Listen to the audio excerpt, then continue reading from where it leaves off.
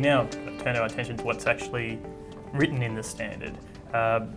It seems like in this edition there's a particular emphasis on safety, and that's probably a bit more than previous versions as well. So what do you think at the moment are the particular challenges associated with safety for contractors? RCDs has been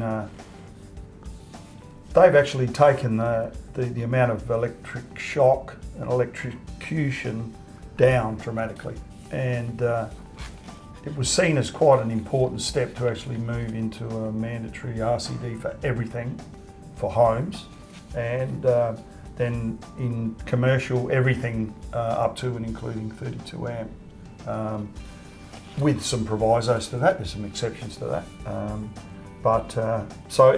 that's been a big move. I think most of our focus has been on the importance of the equipment you use, the safety of that, the safety of the people around you, the safety of the end user has been pretty paramount in what we do. As we eliminate a hazard, the ones that were minor become major.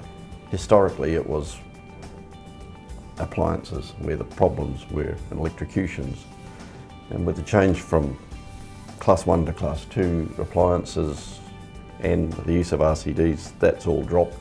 Now there's a big emphasis on earthing because you can have problems with earth currents around swimming pools, places like that. And then there's the issue of neutrals breaking, where you can get voltages from that, which weren't a focus at all in the past, but now they've become the issue. True. It's allowed us to break down to further degree, I guess. We envisage the revision will be a change document in regard to earthing, only because there's lots of other things we've got to consider. I think another one about safety is working live. We've done a fair bit of work, and that does come back to regulation and how the legislation's written, but working live's a bit of a no-no. And obviously we understand there are times, but in the main, the document's about not working live. In regards to working live, there's a lot of campaigns out there, and I know the regulators push it as well of don't work live.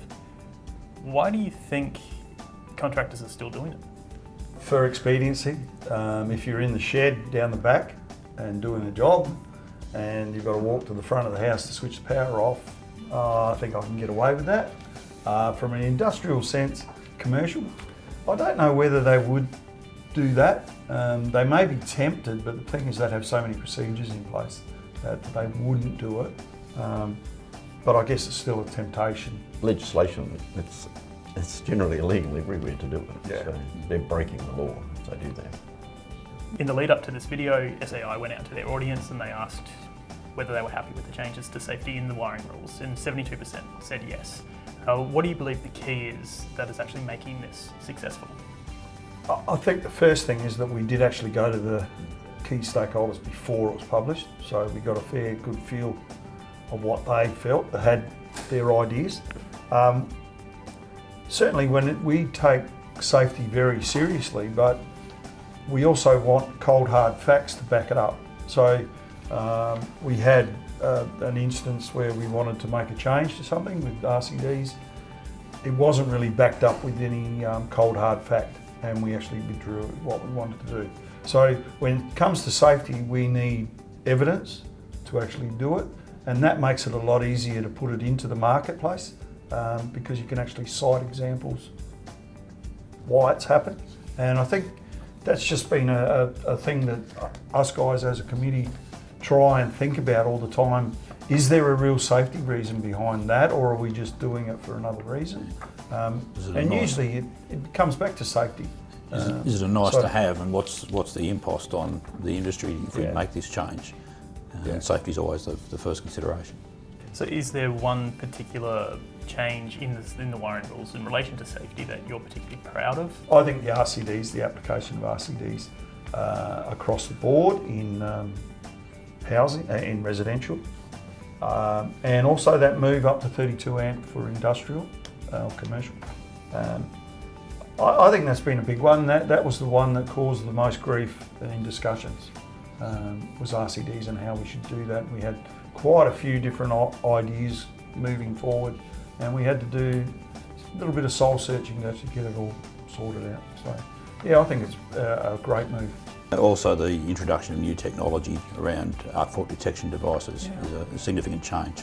Yeah, we tried to be pretty forward thinking as much as you can when it takes 7 years to do a document, but the AFDDs, EV, DC circuit applications.